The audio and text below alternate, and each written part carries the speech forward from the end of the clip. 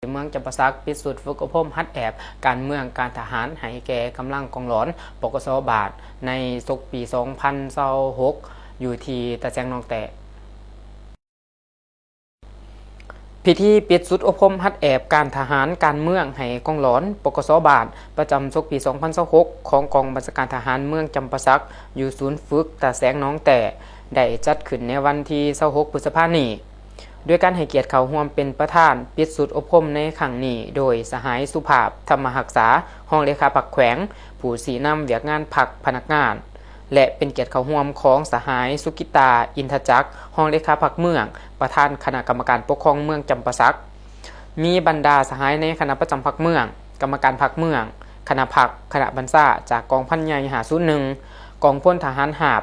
13และคณะกองหอยไส้แดนหา23นายและพลทหารพร้อมด้วยอ้ายน้องกองหลอนปกสบาลเขาห่วม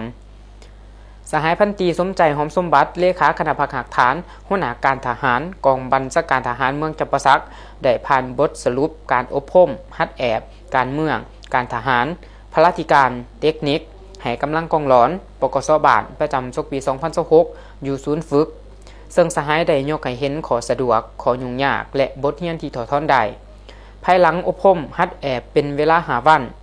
ซึ่งเนื้อในที่นำมาฝึกอบรมประกอบมี3วิชาเรียนภาคการทหารมีเรียนระเบียบและกีฬากายกรรม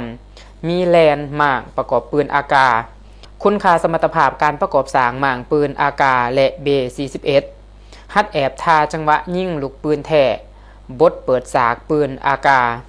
ยิงลูกปืนแท้เปิดฉากคุณค่าสมรรถภาพวิธีนำใส่หมักแตก F1 RGD 5 RG 42วิธีตัดต่อฮอจุดถาดระเบิด TNT และคุณค่าสมรรถภาพของอาวุธประเภทต่างๆจังหวะพื้นฐานฐานหาบจุดเฮ็ดหน้าที่ป้องกันเว้นยามจุดเฮ็ดหน้าที่กวดกาสารเวนเขตผักทับสัวข้าวผ่านการทำเฮียนสามารถตีราคาประเมินผลความหับหูความเข้าใจในวิชาที่เฮียนมาสามารถตีราคา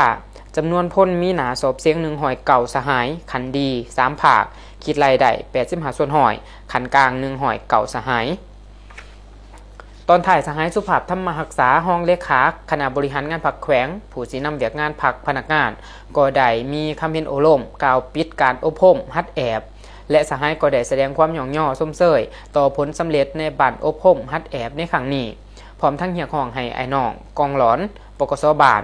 จงนำเอาเนื้อในจิตใจของบัณฑิตอบรมไปจัดตั้งปฏิบัติให้สอดคล้องกับสภาพตัวจริงของท้องถิ่นเพื่อรับประกันเฮ็ดให้ขอบเขตรับผิดชอบมีความเป็นระเบียบเรียบร้อยและสงบปลอดภัย